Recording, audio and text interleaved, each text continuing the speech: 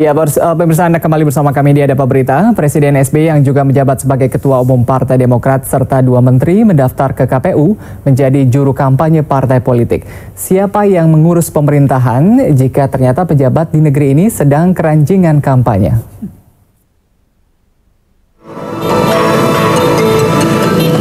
Komisioner KPU Ferry Kurnia Rizkiansyah mengatakan Presiden Susilo Bambang Yudhoyono telah mengajukan cuti kampanye dan menyerahkannya ke Komisi Pemilihan Umum.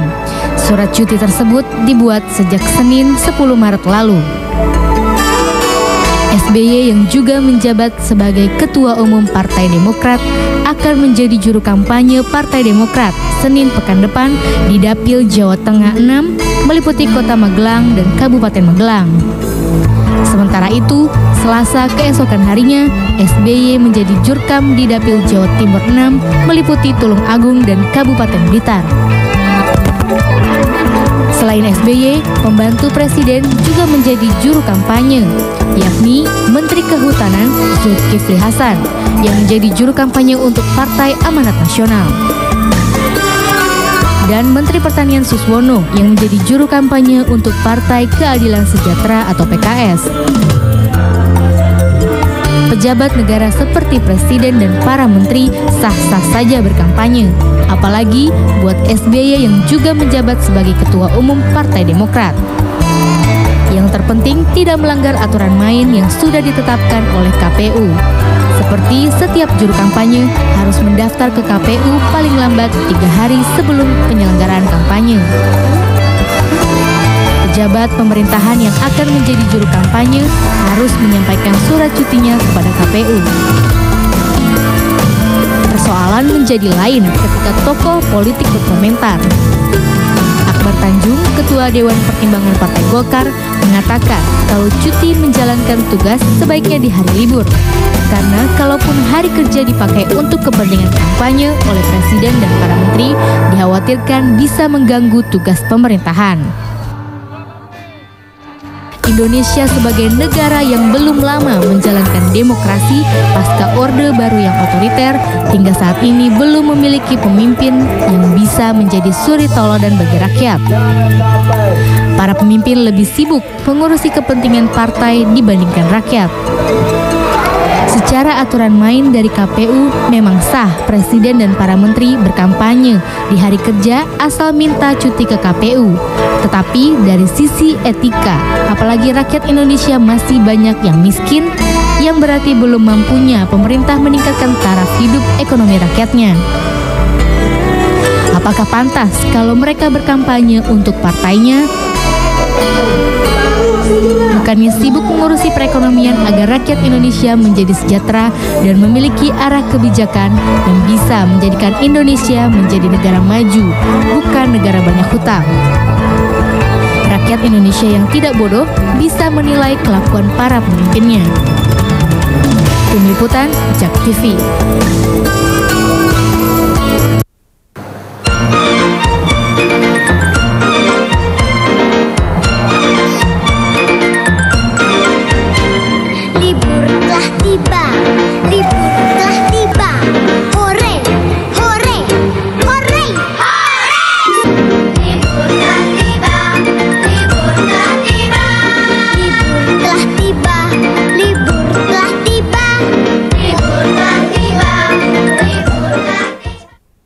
Iya, pemirsa, ini menarik. Menjelang pemilu, ini sejumlah partai politik sudah mulai memanaskan mesin pemenangnya dengan melibatkan menteri, kepala daerah, bahkan presiden untuk menjadi juru kampanye. Dan ini akan kami bahas di Dialog Ada Berita Petang bersama 2 narasumber kami. Sebelah kiri saya sudah hadir Pak Irman Putrasidin, pakar hukum tata negara. Selamat malam, Pak Irman. Malam, Mas Adam. Ya, kemudian juga ada pengamat politik Pak Indria Samego. Pak Indria, selamat malam. Selamat malam. Ya. Dan pemirsa, Anda juga bisa bergabung bersama kami.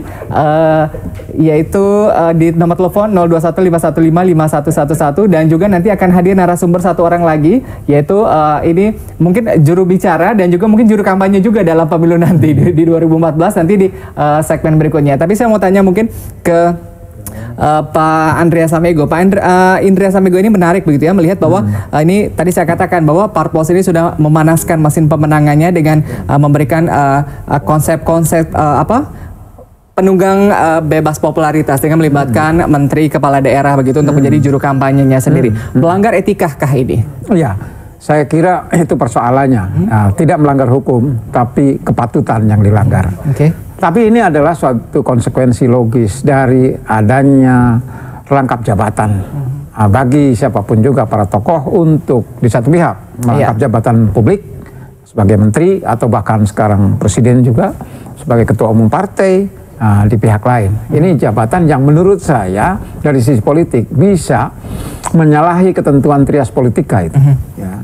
Karena dalam sistem yang mengenal pembagian kekuasaan antara legislatif eksekutif harus terpisah. Tapi karena dia ketua partai, dia bisa mengatur anggotanya di Senayan. Menarik Pak Andrea, ini batasan mana begitu akan menabrak etika politik dan juga tadi etika pemerintahan? Iya, begini. Semuanya tidak ada yang mengatakan ada yang salah. Semuanya menganggap kita bisa bagi-bagi waktu antara jabatan publik dengan jabatan privat. Tetapi secara etis, dua hal. Politis misalnya, dia punya pengaruh. Punya pengaruh terhadap anggota-anggotanya, baik di Senayan maupun dalam partai. Jadi dalam struktur kepartaian Indonesia, di mana ketua umum itu sangat menentukan, dia ditunggu setiap hari, punya pengaruh. Yang kedua, dari segi fasilitas. Mungkin tidak ada orang yang terlalu kritis terhadap itu, tapi menurut saya sulit untuk membedakan antara fasilitas yang diperoleh sebagai pejabat publik dengan kalau dia sebagai ketua partai. Saya ingat ketika tahun 99 kalau tidak salah, saya pergi ke Iowa, di sana ada kampanye Partai Republik, tapi di hari yang lain ada Al Gore yang datang juga kampanye. Saya tanya, Al Gore kampanye itu pakai pesawat Air Force 2 gitu. Alasannya mereka, ya karena dia pejabat, wakil presiden. Jadi treatmentnya sejak security sampai akomodasi itu dipakai treatment wakil presiden. Tetapi nanti partai yang bayar. Gitu. Yang Anda lihat treatment di Indonesia juga seperti di Indonesia itu tidak begitu. Di Indonesia kita lihat ada begitu dari Jakarta. Begitu, dari Jakarta misalnya sejak zaman Golkar dulu pakai jaket hitam, jaket jas gitu kan, sampai daerah ganti jas kuning. Gitu kan. Berarti itu menggunakan fasilitas negara toh. Nah, demikian juga mulai Presiden SBY sampai menteri-menteri yang lain, saya kira tidak lepas dari kemungkinan itu. Jadi bukan sekedar konflik of interest dalam pengertian politik, tapi juga pengertian non politiknya. Menarik Pak Irman, ini kan tadi begitu hak begitu ya, kepala daerah, menteri dan juga bahkan presiden begitu ini sudah diatur oleh peraturan pemerintah nomor 18 tahun 2013 begitu. Ini bagaimana regulasi ini bisa menjadi payung hukum begitu ya, agar tidak terjadi pelanggaran begitu, karena tadi Pak Indria katakan dari tahun ke tahun ini pasti ada tanda kutip begitu ya, kemungkinan celah menggunakan fasilitas negara bahkan melanggar atau menabrak etika. Ya, begini ya, yang namanya partai politik dalam konstitusi kita itu memiliki hak eksklusif. Satu-satunya organisasi yang bisa mengusulkan pasangan capres hanya partai politik. Organisasi masyarakat itu nggak bisa. Satu-satunya organisasi yang bisa mengikuti pemilu legislatif DPR hanya partai politik. Jadi memang ketika kita memberikan hak eksklusif itu, suka atau tidak suka, maka kita lekatkan juga hak untuk dia menjual dirinya kepada publik ya. Dalam bahasa politik mungkin mengkampen dirinya kepada publik tentang visi misinya, tentang apa yang dia mau lakukan dalam hal pengisian kedua jabatan ini. Jadi memang partai politik itu punya hak konstitusional untuk memperkenalkan dirinya kepada publik, dan memang harus seperti itu gitu. Nggak bisa dia diam terpekur di dalam ruangan gelap kemudian menunggu saja orang vote sama dia, nggak mungkin. Dia harus datang mengkampen dirinya di situ. Nah, ini partai politik di situ. Kalau kita kaitkan dengan alat-alat kelengkapan kekuasaan negara yang namanya presiden dan wakil presiden, anggota DPR dan lain sebagainya. Nah, kalau kita melihat di situ, presiden dan wakil presiden tidak terkait dengan usaha partai politik itu untuk mengkampen dirinya di situ. Presiden tidak punya hak konstitusional untuk mengkampanyekan sebuah partai politik, ya. Tidak begitu pula dengan penyelenggara negara lain, tidak punya hak konstitusional itu.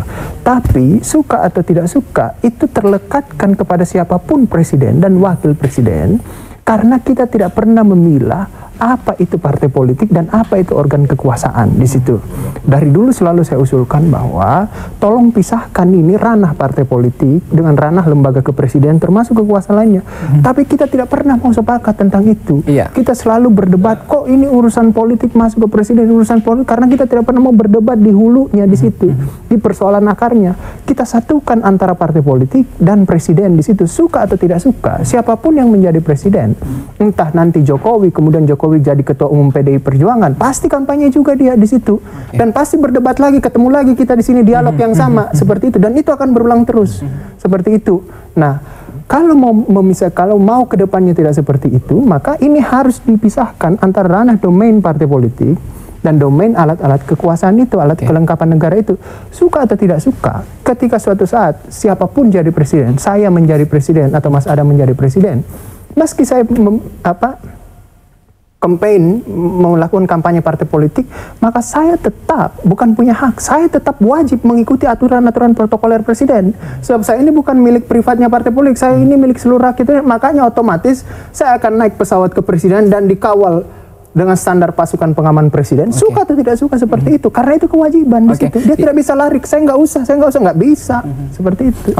Ini ada tadi ada misalnya kekhawatiran juga begitu dari masyarakat terkait dengan apakah nanti begitu ya, terkait dengan tadi melekatnya begitu ya, tadi figur kekuasaan dan juga politik ini di dalam satu orang begitu ya, menteri katakanlah atau kepala daerah sendiri. Apakah ada gangguan nanti dalam pemerintahan? Ada kekhawatiran bahwa nanti pemerintahan selama pemilu nanti masa kampanye sendiri akan berjalan autopilot. Ini bagaimana undang-undangnya begitu? Apakah ada aturan sanksi tegas begitu? Misalnya kalau misalnya ada pelanggaran terkait dengan... Makanya kan diatur, jangan cuti bareng-bareng semua tiba-tiba. Misalnya presiden, wakil presiden, semua partai politik plus menteri cuti bareng-bareng. Makanya diatur bergiliran dong. Ini lagi kampanye besok, ini lagi begini, ini lagi begini.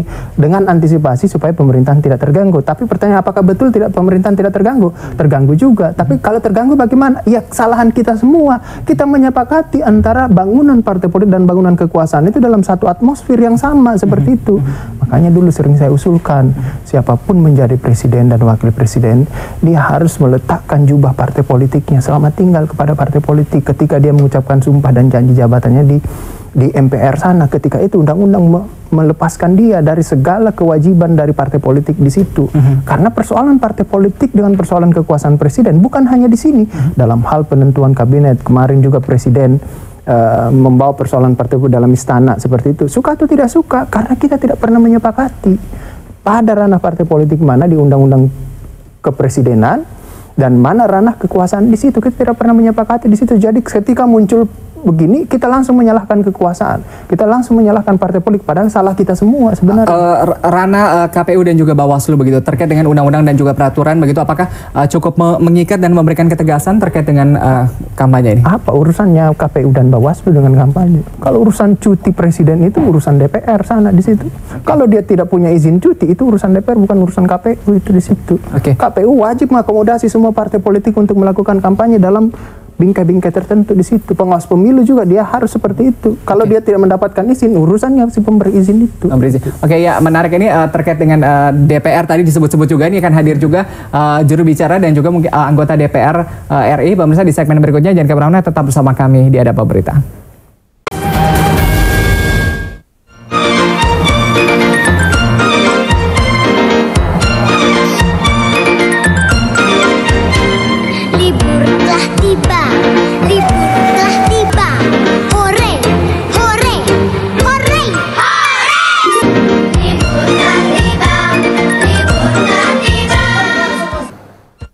Ya, pemirsa, pembahasan kami lanjutkan dan di segmen ini sudah hadir satu orang yaitu tokoh politik di sini dari Partai Demokrat, Bang Ruhut. Selamat malam, Bang Ruhut, apa kabar? Baik, selamat malam. Ya, Bang Ruhut, ini menarik kalau kita lihat bahwa sudah ada beberapa menteri yang mengajukan izin cuti begitu ya ke Mensesnek sendiri. Bahkan termasuk di sini Presiden SBY juga mengajukan izin cuti 17 hingga 18 Maret. Saya konfirmasi betul seperti itu, Bang? Iya, Pak. Ada berapa menteri dari Partai Demokrat yang sudah mengajukan izin cuti untuk kampanye pemilu ini? Iya, memang di luar dugaan. Selain menteri yang dari kami dapat 2 lagi menteri yang sebelumnya independen. Kami terima kasih Pak Dahlan Iskan juga minta izin karena mau jadi jurkam kami. Kan sebelumnya kan dia bukan dari partai kami, tapi dia sekarang udah melebur kepada kami. Kami terima kasih, kami tambah amunisi. Dan berapa amunisinya, Bang? Pak Tarto ya paling enggak kan jawab post group. Nah, oke. Ya, ini menarik begitu. Mungkin tadi saya ke Pak Indria Samego sendiri begitu. Ini gurita pengusaha politik tanda kutip begitu ya. Ini kadang-kadang menggilas aturan main juga. Tadi ada sebutkan seperti itu begitu. Memang adanya seperti itu? Enggak, begini, jadi saya sejak awal kan mempersoalkan apa yang Bung Irman juga sampaikan, pemisahan itu antara publik dengan privat itu. Ya. Partai ini kan privat, nah, pemerintahan publik. Jadi kalau sudah duduk di istana, sudah duduk di kementerian, dia harus mengatasi semua kepentingan, semua golongan kan gitu. Tapi kenyataannya undang-undang tidak membatasi itu, sehingga inilah yang terjadi. Nah, pertanyaan Anda, apakah pemerintah menjadi tidak efektif? Nah, saya kira tadi Bung Irman sudah mengatakan pembagian. Arti bergiliran. Tapi buat saya juga melihat berapa lamanya cuti itu. Satu itu ya. Jadi kalau hanya 2 hari ya biasa juga pemerintah kita. Ya. Ngalor ngidul. Sudah biasa begitu. Yang kedua, biasa ya? Okay. Yang kedua kan sudah ada platform. Masing-masing kementerian itu sudah membawa misi. Itu bisa dilaksanakan pejabat-pejabat struktural. Sejauh tidak menyangkut policy. Dan setahu saya yang namanya policy itu tidak terlalu banyak dibuat ya. Apalagi kalau menyangkut hal-hal yang berhubungan dengan soal pasar gitu ya, karena seringkali pejabat kita juga mengatakan tidak ada mekanisme untuk mengintervensi pasar gitu kan, sehingga ya sudahlah terjadilah apa yang seringkali dikeluhkan oleh publik. Belakangan kalau misalnya daging terlalu mahal, baru ada policy yang sifatnya reaktif. Jadi semoga tidak ada perkembangan semacam itu menuju 9 April itu. Tapi Pak Andrea, ini menarik begitu melihat tadi begitu ya, para menteri dan juga kepala daerah sendiri mereka sudah mulai intensif tadi menjadi juru kampanye, bahkan populer melakukan tindakan-tindakan populer dengan kadang-kadang tanda kutip begitu ya. Ini agak sedikit mengganggu dan mengganggu penilaian masyarakat begitu. Iya, jadi ada hitung-hitungan dari kawan-kawan Transparansi Internasional misalnya, sejumlah menteri yang memiliki dana bansos yang begitu besar, triliunan gitu kan. Nah ini rawan untuk bisa digunakan bagi kepentingan partainya itu. Ini sesuatu yang diingatkan oleh kawan-kawan Transparansi. Tapi semuanya tergantung pada menteri yang bersangkutan. Oke, menarik. Bang Ruhut, ini kan banyak menteri begitu yang dilibatkan menjadi juru kampanye. Tadi dikhawatirkan ini banyak khawatir terkait dengan penggunaan fasilitas negara. Ada konfirmasi dari Partai Demokrat begitu bahwa ada ketegasan mungkin dari Parpol sendiri untuk tadi membatasi penggunaan fasilitas negara. Ya, terima kasih. Memang kalau dari Partai Demokrat tegas Bapak Presiden ya, yang juga Ketua Umum kami, semua jurkam dari kami yang kalau dia pejabat publik tidak boleh memakai fasilitas negara. Itu tegas. Tapi ke Pak Irman ini kan dari tahun ke tahun begitu ya, apa yang dilakukan Bawaslu kemudian juga KPU ini sifatnya normatif sekali begitu. Ketegasan sendiri partai politik kita tahu begitu ya, bisa ada indikasi main mata begitu. Main mata gimana? Ya maksudnya tahu sama tahu lah, tidak menggunakan fasilitas negara, siapa yang tahu begitu kan? Fasilitas negara kayak gimana maksudnya? Kalau presiden itu dia ada standar pas pampresnya, nggak bisa dia bilang nggak mau saya. Itu wajib anggaran? Itu seperti itu anggaran ya, anggaran selama fungsi negara dia jalankan seperti itu. Kalau fungsi partai politik saya kira dia tidak akan pakai itu kan. Kalau fungsi negara dia jalankan di situ ya mau tidak mau, dan kalau dikawal pas pampres pasti APBN itu standarnya di situ. Gitu seperti itu. Kalau misalnya menggunakan fasilitas sudah ada aturannya sendiri di situ. Nah ini tadi ketegasan sendiri Pak Indria begitu. Ini tidak hanya lagi masyarakat menilai hanya apa yang dilakukan KPU dan juga Bawaslu tadi saya katakan, ini hanya sebatas tindakan normatif saja. Jadi Bawaslu, KPU itu hanya mengawal aturan, bagaimana aturan dilaksanakan atau tidak gitu. Dan semuanya, termasuk misalnya baru hari ini kita mendengar Presiden yang Ketua Umum itu mendaftar, karena ada berita tadi pagi kalau tidak mendaftar siapapun juga akan diberhentikan dalam menjalankan perannya sebagai jurkam itu. Nah, jadi Presiden Ketua Umum Demokrat mendaftar. Jadi dari sisi normatif selesai, karena itu aja dikawal. Tapi persoalan-persoalan yang dibalik itu yang tak tertulis, yang tadi saya katakan 2 hal, power, kekuasaan. Karena beda dong antara menteri dengan yang bukan menteri gitu kan, antara presiden dengan bukan presiden, beda powernya. Nah, ini berarti menunjukkan adanya ketidakadilan antara satu dengan jurkam yang lain gitu, yang tidak punya kekuasaan akses ke negara. Yang kedua, ya sulit untuk membuktikan, tetapi semua orang merasakan bahwa ada himpitan yang sangat jelas antara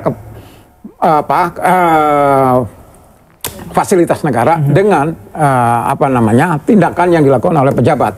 Seperti tadi saya katakan, dari Jakarta datang untuk meresmikan proyek pemerintah, tapi sampai daerah disambut terima kasih Ketua Umum, kan gitu. Oke, iya Bang Ruth mungkin bisa ditanggapi kenyataannya seperti itu Bang, begitu ya. Jadi tugas negara nanti di lokasi tadi melepas jaket begitu, pakai jaket partai politik begitu.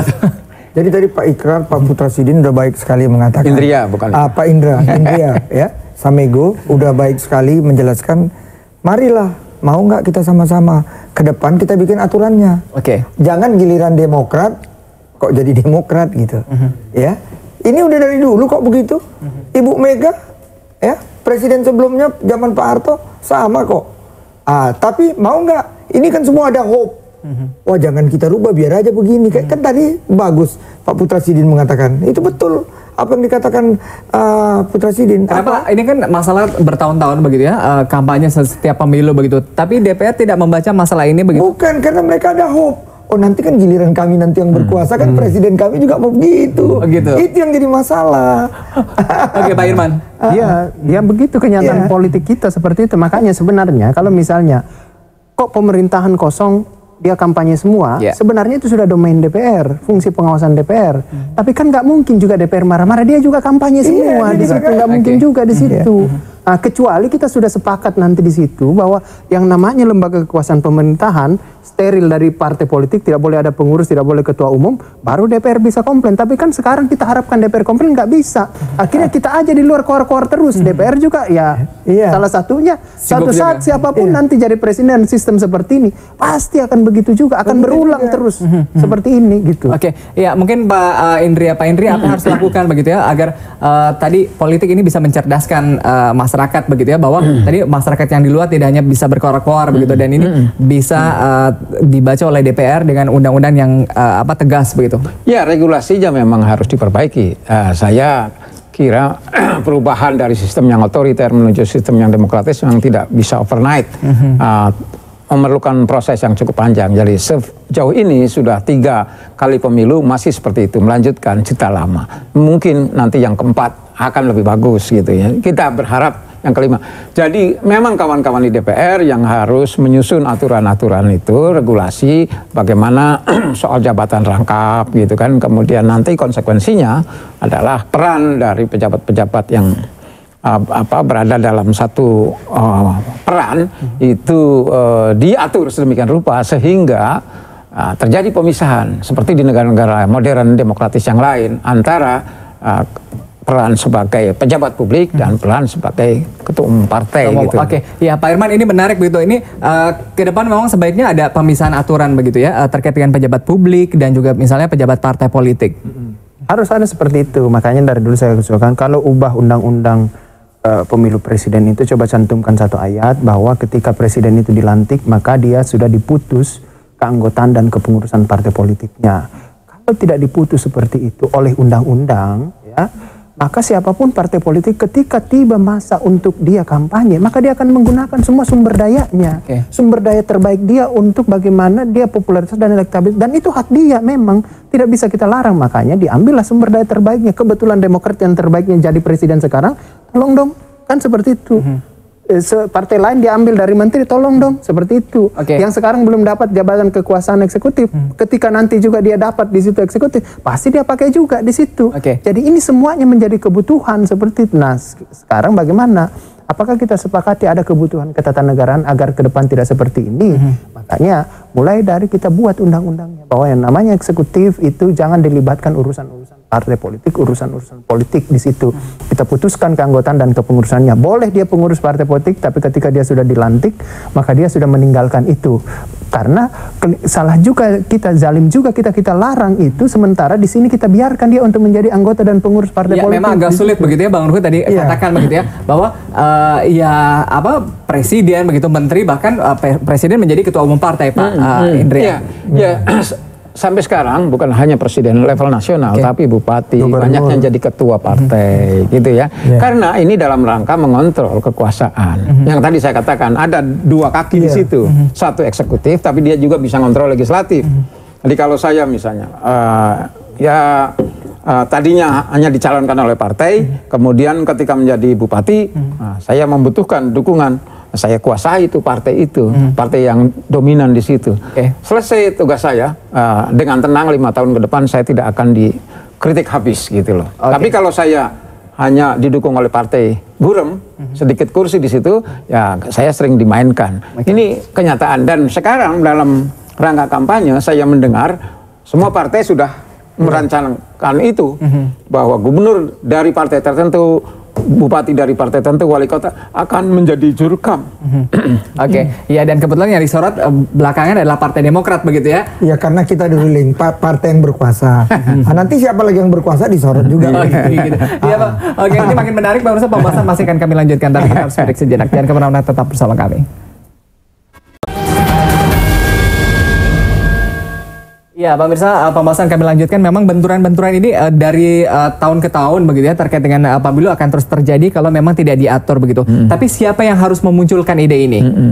Pak Irman. Ya, gini ya, ini kan persoalan satu dari sekian banyak persoalan ketika kita bicara antara hubungan partai politik dan kekuasaan negara. Dulu ketika presiden juga berkomentar dengan urusan partai politiknya, ketua umumnya ketika itu kita juga protes kan. Ketika juga presiden banyaklah di situ tiba-tiba jadi ketua umum partai politik, kita juga protes. Nah, sekarang dia kampanye, kita juga protes kan. Berarti memang ada persoalan antara partai politik, relasi partai politik dan kekuasaan negara itu yang belum selesai. Yang karena tadi saya sebutkan, karena kita tidak pernah pisahkan secara tegas.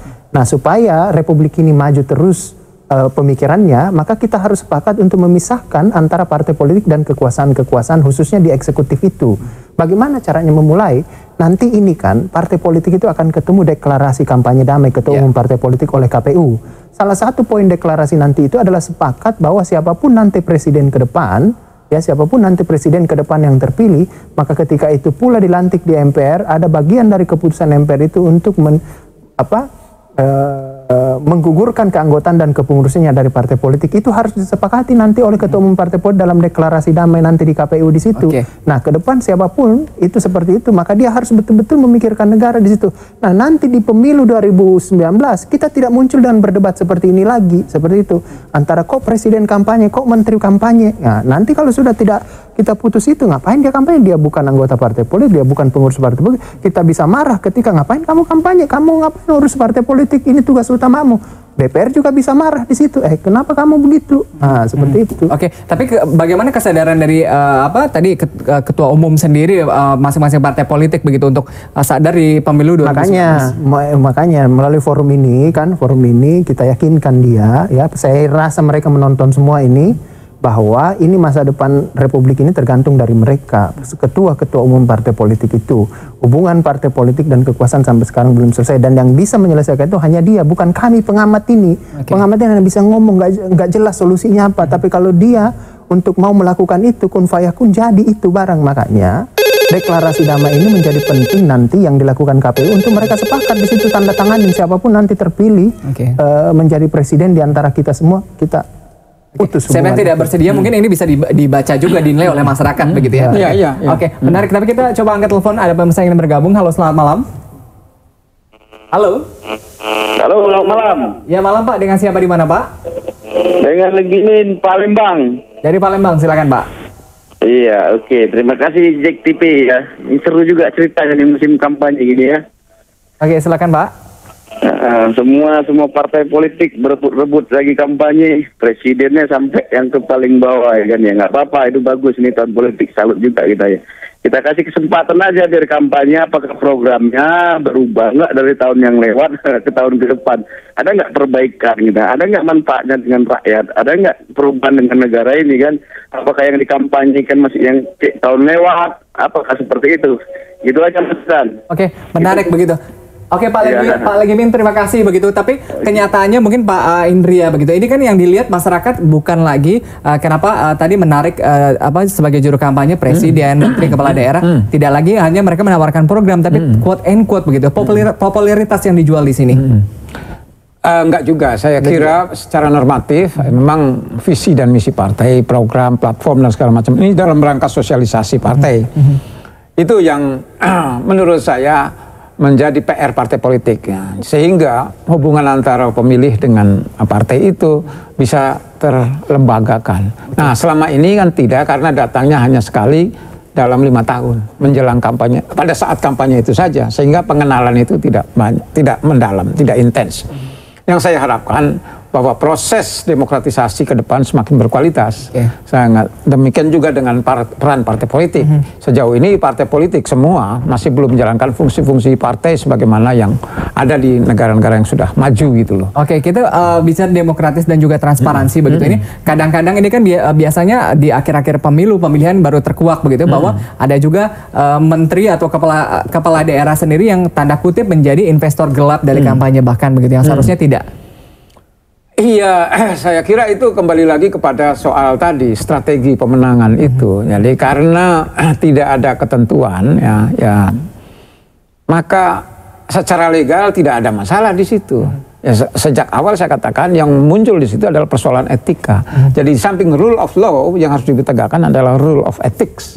Nah, sejauh ini etika masih terlalu jadi left behind, di belakang, ya, terlalu jauh. Kita bicara law dan KPU, Bawaslu terutama tidak menemukan pelanggaran itu. Seperti contoh tadi izin kampanye. Kalau izin kampanye sudah diperoleh, ya sudah sah dia gitu kan. Nah, itu persoalannya. Jadi kalau kita bicara etika memang bicara soal kepantasan. Dan dalam konteks Indonesia, ya saya kira itu memang makin penting, dan kepada ketua umum yang merupakan tokoh sentral dalam setiap organisasi, terutama partai politik, itu harus menjadi semacam prime mover. Oke, tapi tadi begitu, ini kalau dilihat Bang Ruhut begitu, artinya apa? Tadi etika sendiri Pak Indria katakan ini masih left behind begitu. Apakah Partai Semapan Demokrat begitu masih etika begitu masih dibelakangkan begitu? Ya, jadi Pak Indria Samego dan Pak Putra Sidin itu baik sekali. Tinggal memang jadi kendala di kita ini kan dengan banyak partai. Mungkin himbauan ini kalau partai ada menang 50+1, kita himbau kepada satu ketua umum aja gitu. Otomatis kan mungkin dia terhimbau. Tapi ini kan sekarang pemenang pun kalau di era banyak partai ini kan cuma menangnya juga kan harus mengajak yang lain lagi. Jadi ya kalau dari partai kami, karena saran yang sangat baik dari Pak Putra Sidin, Pak Indria Samego, baik. Mari kita deklarasi ke depan, siapapun pemenangnya nanti kita bikin aturannya. Saya rasa itu penting, karena kalau tidak, ya ini yang terjadi. Tapi nggak usah khawatir lah, kalau yang dari kami ya, saya kebetulan selama ini ada salah satu calon, dan saya ikut di situ Pak Pramono Edi Wibowo, orang yang sangat tidak protokoler. Kemana pergi dia sendiri, naik ekonomi kelas, nggak pernah pakai foreigners. Mudah-mudahan nanti kalau beliau nanti himbauan dari bapak-bapak akan didengar. Oke, tapi Pak Indria membaca Pak Indria juga membaca begitu bahwa nanti mereka begitu jadi jurkam sendiri bahwa lepas begitu fasilitas negara seperti yang Bang Ruhut katakan. Yang menonjol di kita sampai sekarang memang persoalan personal, ya, bukan sistem. Padahal yang diperlukan adalah sistem building, gitu loh. Nah, dengan sistem building maka siapapun yang ada di sana akan mengikuti aturan. Nah, kalau personal nanti ganti orang. Ganti gayanya lagi gitu. Iya, tapi menarik. Oke lah, kita katakan pemilu tahun ini begitu ya. Stakeholder mana ini yang berperan tadi ya untuk melihat bahwa memberikan ketegasan atau sanksi begitu terkait kalau misalnya ada penggunaan fasilitas negara atau pelanggaran kode etik, tidak lagi bicara mengenai normatif saja. Iya, jadi sekali lagi kalau dari sisi hukum, Bawaslu itulah yang punya tugas mengawal aturan-aturan itu. Tapi saya kira semua peserta pemilu akan taat asas pada tataran legal formal. Nah, persoalan yang lain adalah yang etika itu. Nah, karena tidak ada ketentuan soal etika, kepantasan, ya, pantasan, patutan, maka ya menangkapnya susah gitu, sehingga hanya mungkin terserah kepada konstituen. Jadi pemilih yang menentukan ini. Ya, pemilih yang cerdas akan mempertimbangkan persoalan etis atau tidak seorang itu. Sehingga kalau tidak etis, ya udah kita tinggalkan, cari yang lain gitu. Iya, menarik begitu ya kalau memang tidak dibuka secara transparan begitu mengenai pelanggaran-pelanggaran, mungkin mereka pemilih konstituen yang melihat begitu bahwa ada pelanggaran etika atau penggunaan popularitas yang tidak wajar sendiri, ini akan ditentukan di pemilihan umum begitu ya. Pak Irman terima kasih, Pak Indria terima kasih, Bang Ruh terima kasih.